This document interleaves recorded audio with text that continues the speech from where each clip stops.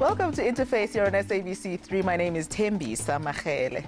20 years after the assassination of SACP leader and MK veteran Chris Hani, South Africans are still pained by the loss. Some say the ideals for which Hani fought have come to naught as poverty and inequality are still here in our society.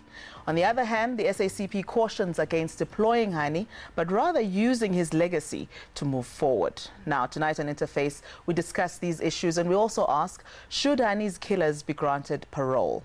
And before I introduce my guests to you, let's take a look at this insert compiled by Lindo Zizi. Comrade Chief of Staff, gentlemen in red waiting for the next order. 3 platoons from the marshals and 1 MK platoon. Commander reporting. It is! A highly decorated commander of Umkhonto weSizwe, a disciplined and committed soldier, and a force to be reckoned with. Thembisa Martin Chris Hani was born in 1942. The treason trial of 1956 prompted him to enter into politics and take up arms against an oppressive regime. He was only 15 when he signed up to the ANC Youth League. It was at the liberal institution Fort Hare where Hani broadened his understanding of racial capitalist system, which dispossessed people of their right to the means of production, freedom of movement, and political affiliation, rendering them outcasts in their own land. Hani's journey to fight for his people took him to battles in the former Rhodesia, where he fought with the Zapra forces, back to South Africa to build the MK's underground structures, to Lesotho to reinforce the activities, and across Mozambique to fight against UNITA. And finally, in 1990, he journeyed back home, traveled far and wide to prepare the masses of his people for a new dispensation and to educate them about their right and how to build a non-racist, non-sexist, and classless society where people would take charge of their own destiny by participating in the economy. We speak out because we're not afraid of anybody. We speak out because we've earned the right to speak in this country. We've earned that right with our blood. We've earned that right with our sacrifice. 2 decades after his assassination, South Africa remembers Hani and his contribution to a free South Africa. President Jacob Zuma says we owe Chris Hani a debt of gratitude. He paid the ultimate price for peace and stability. The Hani family and South Africans at large remembers him with fondness and respect and are coming to terms with this great sacrifice. They understand his purpose and belief. And for many South Africans, it's still a luta continua. The struggle continues.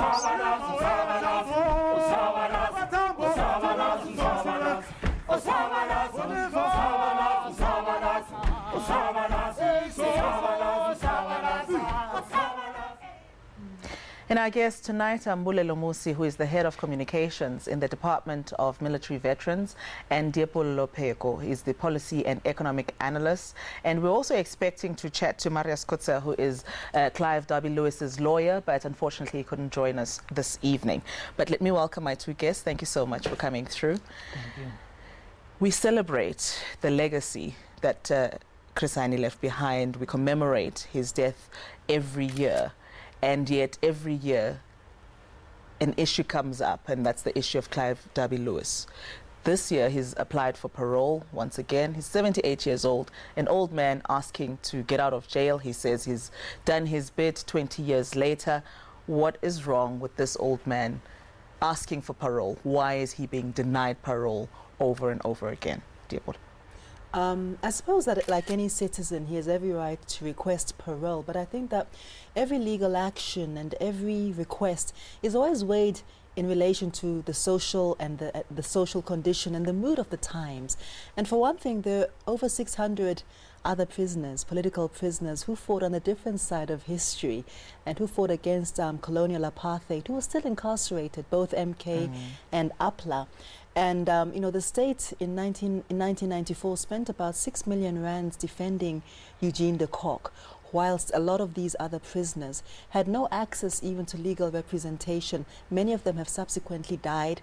Many of them have given up their youth. People who were young men in their early 20s, teens, are now middle-aged and have yet to eat the benefits of this, contradictory, fractured state of freedom that we live in. And I think that against the backdrop of that, it is quite a travesty. And it's not only here. There are people across the world. There are people, by the way, even in the United States, radical anti-apartheid activists there. There's the December 12th group, the Red Stockings, who were also incarcerated there for putting nails on the tarmac and preventing the Springboks in the 1980s from landing. They were also incarcerated for several years. And I think that there's a sense in which really, against the backdrop of not only local struggle, but also global solidarity and the actions that were taken, that it seems incredibly insensitive to that. When you heard, Mbulelo, that Clive W. Lewis once again was applying for parole, the fourth time, this time on medical grounds, what did you make of that? Well, first and foremost, I want to echo what Lebu has just said. In looking at issues relating to parole, we have to take the totality of the context into consideration. Firstly, in the spirit of restorative justice, it's important we look at the fact that is this parole being asked and therefore should be given whilst it is becoming clearer and clearer by the day that not the whole truth has been told. I think the family of Chris Hani, Osdimpo, has time and again said she's prepared to forgive. She is prepared to forgive. The family is prepared to forgive, despite the immeasurable pain they went through. However, what makes them a bit skeptical about this issue of parole is, but why is the whole truth not told? Where is justice in that case? But further than that, perhaps even more importantly as well, is the fact that not only the Hani family felt pain, the whole nation was taken by shock. I personally, as a former combatant of Umkhonto weSizwe, who had an opportunity to rub shoulders with the giant of Chris Hani and many others, Oliver Tambo, knew them as people who knew that they were fighting not for the sake of fighting, but for freedom, equality, justice, and all the noble values that we aspire. We all had. It goes beyond the family of Chris Hani, to the extent that once is saying that when you look at the parole, you must look at the impact of the incident of the killing of Chris Hani and the pain and the damage it did to the nation. But the truth has not been told yet in its totality. Yeah. And by the way, just to close this point, Tim. Yes. That incident nearly brought South Africa to the brink of civil war. The ramifications were not just about the killing of Hani. They're about South Africa going decades and decades backwards. So the issue is too deep, and therefore when you look at the parole, you must take the totality of the factors into consideration. And I appreciate that, and also I want us a little bit later on the program to talk about the legacy of Chris Hani. But just to put this issue to bed first and foremost, there are some who say this old man has got his rights enshrined in the Constitution. The right to equality is a right that he should also share in, and that by denying him parole on the basis that his crime was perhaps so hurtful to the entire nation is actually not fair on this old man who is now very sick. You know, the problem with the Truth and Reconciliation Commission and its processes is really to do with the notion of what truth means and what we're reconciling. And certainly there's the need to reconcile the pain, to reconcile the past and the present, but to reconcile facts with fiction as well. And also to reconcile the notions of justice indeed, and also, redistribution, and a whole bunch of other factors which I think leave the TRC extremely incomplete. And we're not talking about as well reconciliation, reconciling the past with the present. And the truth is that the past still lives with us.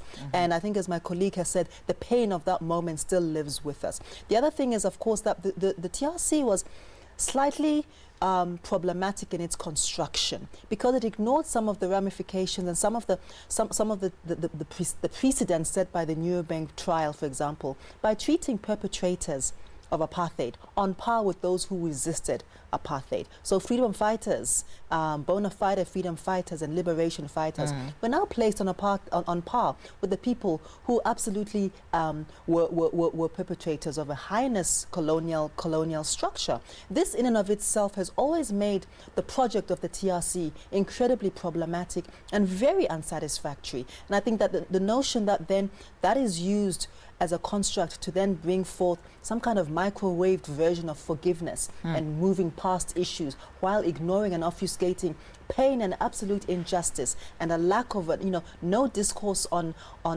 really social equity, no discourse whatsoever on reparation, no discourse on how we're going to bring about a sense of restorative justice is really problematic. Sure. So I think for all of these reasons, yes, he's an old man, but there are other men who are also growing old even as we speak. Others who were never even allowed to see their old age because they were snuffed out in their youth. They are snuffed out very young. I take that point, but Mbulelo, the question I'm posing is the constitutional right of Clive Derby-Lewis, despite what he has done, despite how heinous that crime was or still is in the hearts of many South Africans, should we not judge him by the constitution that we all abide by and say, constitutionally, you have a right to be treated equally and fairly as other prisoners and other people that are in jail at the moment? Your point noted, Thembi. But I think one also observes a certain phenomenon within South Africa since 1994, when democracy dawned in our country. The phenomenon of emphasizing rights at the expense of obligations. Responsibility. Yes, there's a constitutional right, but equally so, yes, there's obligations. One assumes that any citizen worth salt should know that rights go with obligations. One of the obligations within the context of this case is the fact that we need the totality of the truth. And I raise it in the context, not just reflecting the 20 years of pain that the nation, the family, and perhaps or the whole progressive humanity went through. But the point is, there is a statement that ought to be made for the present and the future. Young generations must know that it is indeed important that they are not taught a culture that says to kill is the way to go when we have to resolve political issues. That's one. Secondly, we also have an obligation to begin to build a morality within our society that begins to espouse a peaceable approach to the resolution of politics, no matter how they are. Whether it was Debbie Lewis or anyone else, that should always prevail in us as we begin to reconstruct the society that comes from such a very, very painful history. But I also want to raise a point that says, I think if we were to begin to say the truth comes out of what happens, we can solve far major problems, not just the issue of Chris Hani. Because sincerely, I don't think it's an unfair demand to say, but where is the totality of the truth? Of the truth. It can be they woke up in the morning, saw Chris Hani coming with a newspaper from the shop, shoot him. What actually provoked that? Who actually was behind it? They say they were protecting their people against communists, but we're going to have to hold on to that thought. We'll take a short break. When we come back, we touch on some of your Facebook comments, and we also continue with this discussion. Keep those comments coming. Our Facebook page is Interface on SABC3, and also our SMS line is 33726. Stay with us.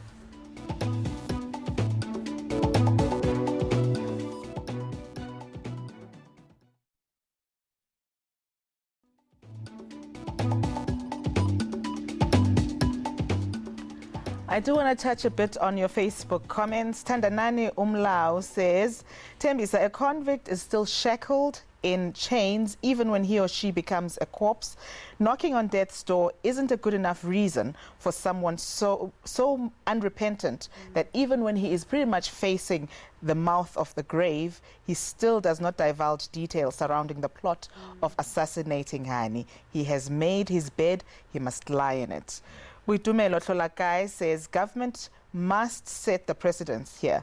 How must internationals come into our country, commit a crime, and then be gone after a couple of years and be forgiven? And even people like Diwani must come and stand trial in this country. No one is to live No one is depriving W. Lewis of medical care. He can sit in jail and he can have the best medical care, but he must pay that price. And we also have one from Basil Ndev who says, it will be a big mistake for government and the Hani family to forgive or to grant parole to Lewis. While whites are good pretenders and they want nothing to do with black people. I mean, it's a variety of comments that are coming through on Facebook. These are just some of those that I was able to read out. We'll read out some more a little bit later in the program. But just touching on whether or not we are looking at this man because of who he killed and we are depriving him his basic human rights. That's the question that I'd like us to answer before we move on from this point. I mean, I think rights are really the purview of the Constitution. This is true. But I don't think that one's rights, one human being's rights, are to be privileged over everybody else's. And I would like to repeat that there are thousands of prisoners in this country who are in jail for shoplifting a loaf of bread because they were poverty-stricken, for example. Who are in jail because, you know, they stole a cell phone because they were desperate to feed their families. I'm not suggesting in any way that crime is right, but I'm saying on the scale of things, people who are lying in jail in remand, not having been charged yet, they don't even have 10 cents to phone a lawyer, to phone the legal aid board. They sit for months, even years, forgotten by the system. So I am really thinking, I think that we need to think about equity before law. We need to think about equal justice before the law. And I think that we really need to get away from the situation where literally it seems as though certain individuals are already privileged, are further privileged by the legal system and their ability to access, you know, expensive lawyers and to which are then able to argue and manipulate processes on their behalf. But Mbulelo, should we not as a country say, okay, you've served 20 years, you say you're dying, check you out, yes, you are dying of cancer. 5 more years, because it was going to be a 25-year sentence. 5 years left, we can, you know, give you a break. You can maybe be under house arrest. Should we not consider something like that as a country? Thembi, perhaps to me, where if we to pose questions that way, we'll be simplifying a very complex issue. To me, in fact, the older you become, the more, in fact, you should be exemplary in society. And one of which is to stick to the truth and the whole truth. We owe it to future generations to know that, you know, our country has endured a lot of pain. And for us to move out of that pain, we need to begin to build a culture and morality that's embedded within a peaceable environment, an environment that engenders reconciliation, an environment that engenders our aspiration for nation building and a better life for all. So to the extent that those are not necessarily being the way in which the conduct of, unfortunately, this old person asking for parole doesn't seem to take us to that direction. And to the extent that we're not vindictive, I think the history of this country from 94 to date speaks for itself. Many people have been given parole, precisely because there is an intention and a deliberate commitment to ensuring that we reconcile, we build a nation that is at peace with itself.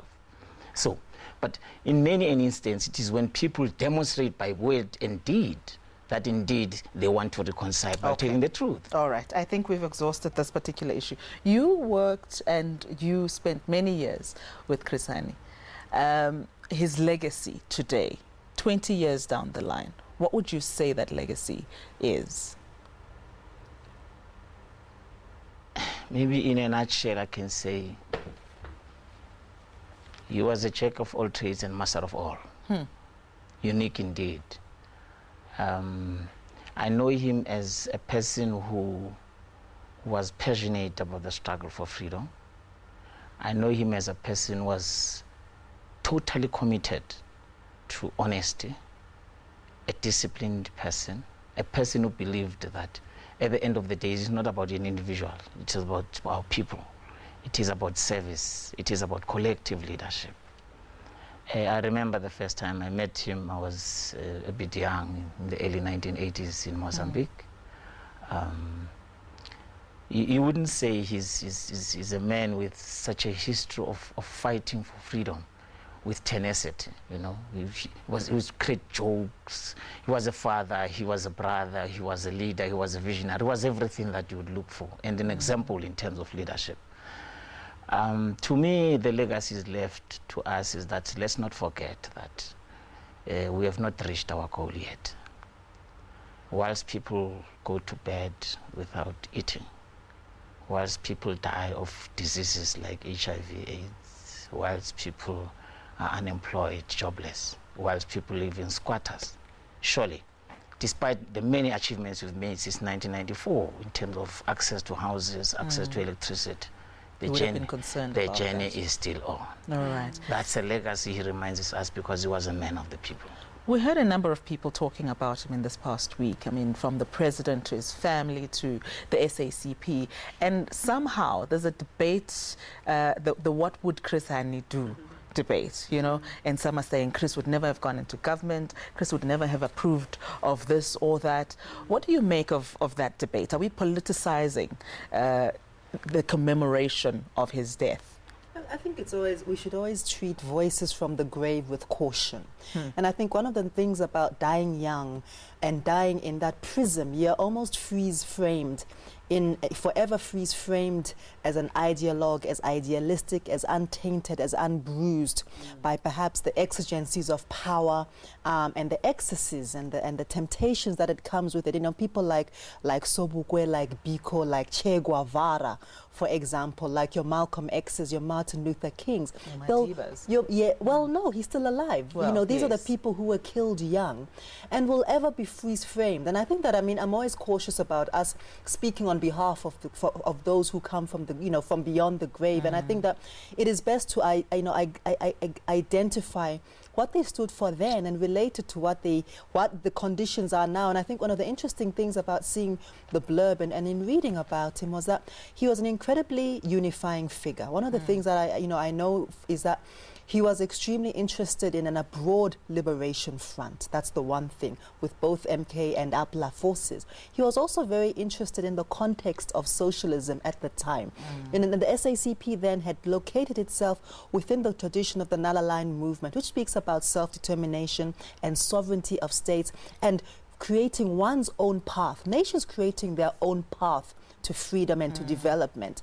And I mean, he was also speaking in the context where, for example, Thatcherism at the time was rearing its head, and the project of Thatcherism had already began to put in place the sort of backlash and the kind of assault upon socialism and capitalist ideals that we see today, Reaganism and Thatcherism together, the demise of the Soviet Union. So his legacy is also tinted by the times and the context within which he lived, but which remains so relevant. I want to just touch on one quick point. I know that we've got to take a short break, but if you look at the people that you've mentioned that are beyond the grave, and you look at Madiba, and I put him up there because he is still such an influential figure, even today. And the fact that we treat these people like deities, we put them on a certain level, and we take them as though they were without fault, and therefore we assume that we know what they would do in certain circumstances. Even on this particular show, we've spoken about Madiba and the legacy that he has put in place in South Africa, and that legacy, we are quick to talk about what he would have done in certain scenarios, but we don't actually know what Madiba would have actually done. Are we doing the same thing to Chris Hani? Not Madiba as such, but I think Chris Hani. You see, working in the Department of Military Veterans, not only just my personal experience of Chris Hani as a former MK myself, but people who lived with him as his peers, you know. He belonged to a detachment called the Lutuli Detachment. It was the first detachment that was formed in 1961. I really have to take a short break. Do hold that thought. When we come back, we will pick it up right there. To stay with us.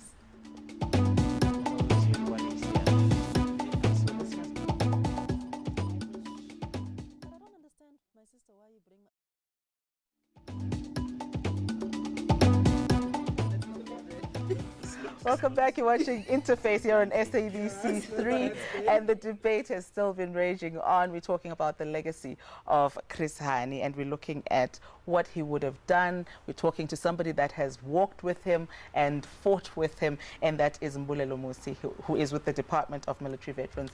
And we're also talking to Liepollo Pheko, who is a policy and economic analyst. We've got to close this, but I would like to leave it on a note where you remind us of what we need to remember about this fallen comrade, and that every year when we commemorate his death, we can be conscious of that and not get into the politics that surround his death. Yeah, as I was earlier saying, that Chris belongs to a detachment of people, many of fortunately are still living, who would tell you about his approach to life, his approach to struggle on a practical, empirical level, as they saw him in the camps, as we felt him in the camps. He was a human being. But what made him distinct was, one, his love for the people of South Africa, his commitment and patriotism to a free South Africa.